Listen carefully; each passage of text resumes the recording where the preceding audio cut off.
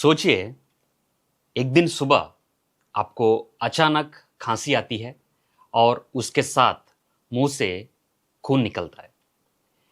पहली बार देखकर ज़्यादातर लोग बहुत घबरा जाते हैं और अगर आपको पहले टीबी हो चुकी हो, तो दिमाग में सबसे पहला सवाल आता है, क्या मेरी टीबी वापस तो नहीं आ गई?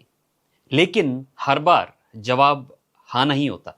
कई बार खून का कारण पुरानी टीबी के बाद लंग्स में हुई कुछ परमानेंट प्रॉब्लम से भी होता है और कुछ सिचुएशंस में ये जानलेवा भी हो सकता है। आज की वीडियो में हम जानेंगे कि टीबी के बाद खांसी में खून क्यों आता है, कब ये डेंजरस हो सकता है और इसका इलाज क्या है। नमस्कार, मैं हूं डॉक्टर मोहन वेंकटेश पुल्ले। मैं एक थोरेसिक और लंग ट्रांसप्लांट सर्जन हूं। रोज हम चेस्ट की कई कॉम्प्लेक्स बीमारियों का इलाज करते हैं और ज़रूरत पड़ने पर सर्जरी के थ्रू उन्हें हम ठीक करते हैं। अगर आप या आपकी किसी अपने को लंग्स, सांस की नली या चेस्ट से जुड़ी कोई बीमारी है या आप इन बीमारियों के बारे में सही जानकारी लेना चाहते हैं, तो आप बिल्कुल सही जगह पर हैं। आज हम बात करेंगे पोस्ट टीबी हिमोप्टाइसिस, यानी टीबी के बाद खांसी में खून क्यों आता है। मेडिकल लैंग्वेज में खांसी के साथ खून आने को हम हिमोप्टाइसिस कहते हैं। ये खुद कोई डिसीज नहीं है, बल्कि एक सिम्टम है जो हमें बताता है कि लंग्स के अंदर कहीं ना कहीं ब्लीडिंग हो रही है। अब सवाल यह है, टीबी ठीक होने के बाद भी खांसी में खून क्यों आता है? इसको एक एग्जाम्पल से समझते हैं। मान लीजिए किसी बिल्डिंग में आग लग गई। आग तो बुझा दी गई, लेकिन दीवारों और स्ट्रक्चर को परमानेंट नुकसान हो गया। बिल्कुल इसी तरह टीबी इन्फेक्शन ठीक हो जाएगा दवाइयों से, लेकिन लंग्स में जो टीबी के कारण जो परमानेंट डैमेज जो हुआ है, इस डैमेज लंग्स से बाद में ब्लीडिंग हो सकता है। इसकी बहुत सारे कॉजेस हैं। कॉमन कॉजेस हम बात करते हैं। नंबर 1, ब्रोंकिक्टेसिस।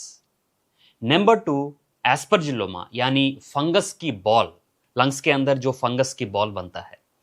तीसरा कॉज डेस्ट्रॉयड लंग, मतलब पूरा का पूरा फेफड़ा या फेफड़े के भाग पूरा खत्म हो जाना। और चौथा, एबनॉर्मल कुछ खून की नसियां जो डेवलप होना। कभी कभी दोबारा एक्टिव टीबी भी इस तरीके की प्रॉब्लम को कर सकता है। हर पेशेंट के वजह अलग अलग हो सकता है, इसलिए सिर्फ सिम्टम्स देखकर डायग्नोसिस नहीं किया जा सकता। टीबी के बाद ये खांसी के दौरान जो ब्लीडिंग हो रही है, ये कब इमरजेंसी बन सकता है? ये बहुत इंपॉर्टेंट पॉइंट है।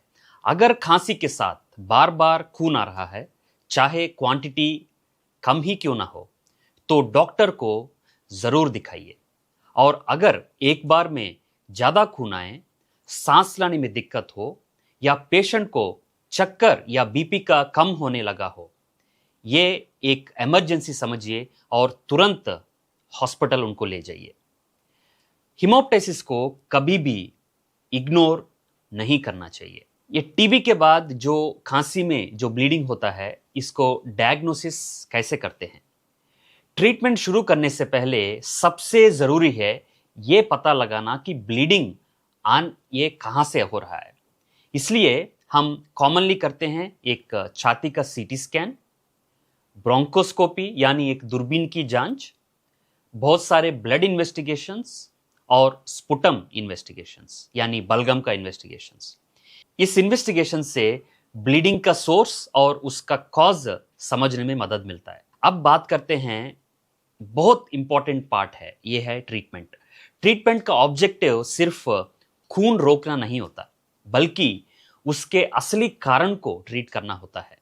सबसे पहला ट्रीटमेंट है मेडिसिन्स। अगर टीबी दोबारा एक्टिव हो गया है, तो उसका ट्रीटमेंट टीबी का मेडिसिन से किया जाता है। अब दूसरा ट्रीटमेंट है ब्रोंकियल आर्टरी एम्बोलाइजेशन, BAE। कभी कभी ब्लीडिंग इतनी ज्यादा होती है कि उसको तुरंत कंट्रोल करना बहुत ज़रूरी होता है।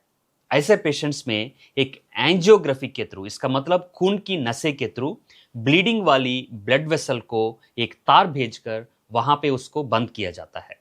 इस प्रोसीजर को ब्रोंकियल आर्टरी एम्बोलाइजेशन या BAE कहते हैं। ये इमरजेंसी में बहुत इफेक्टिव प्रोसीजर है और कई पेशेंट्स में जान बचाने वाला ट्रीटमेंट साबित होता है।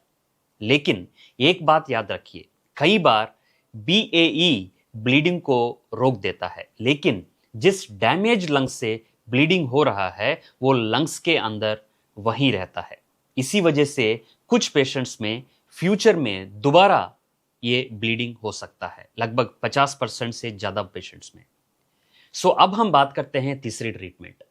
ये ब्लीडिंग जो टीबी के बाद खांसी में आता है, इसमें सर्जरी का क्या रोल है और ये कब ज़रूरत पड़ती है।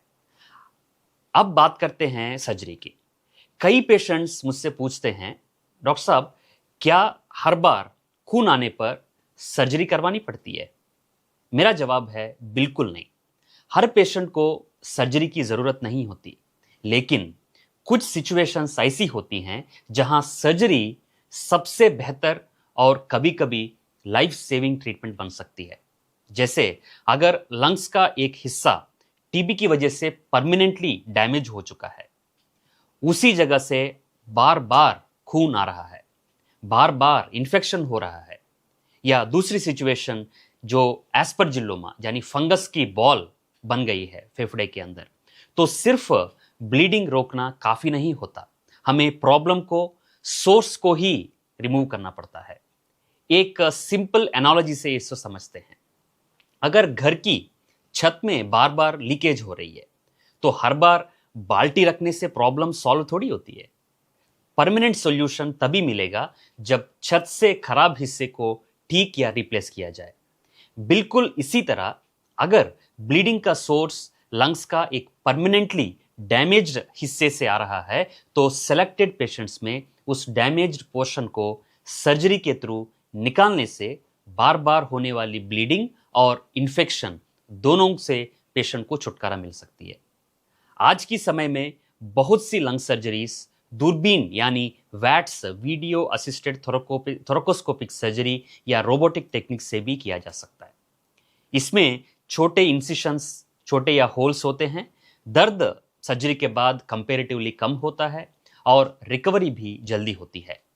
हालांकि हर पेशेंट के लिए ये टेक्निक्स सूटेबल नहीं होते। सबसे इंपॉर्टेंट बात यह है कि सर्जरी का डिसीजन सिर्फ सीटी स्कैन देखकर नहीं लिया जाता।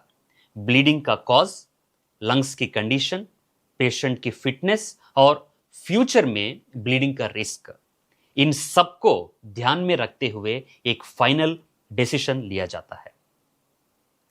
दोस्तों, टीबी का ट्रीटमेंट खत्म हो जाना हमेशा कहानी का अंत नहीं होता। अगर टीबी के बाद कभी भी खांसी में खून आए तो इसे नॉर्मल समझकर इग्नोर मत कीजिए। सही डायग्नोसिस से ही सही ट्रीटमेंट चुना जा सकता है और सेलेक्टेड पेशेंट्स में मॉडर्न सर्जरी के जरिए इस प्रॉब्लम को एक परमानेंट सॉल्यूशन भी मुमकिन है। अगर आपको ये वीडियो इंफॉर्मेटिव लगा हो तो इसे उन लोगों के साथ ज़रूर शेयर करिए जिनको पहले टीबी हो चुका है।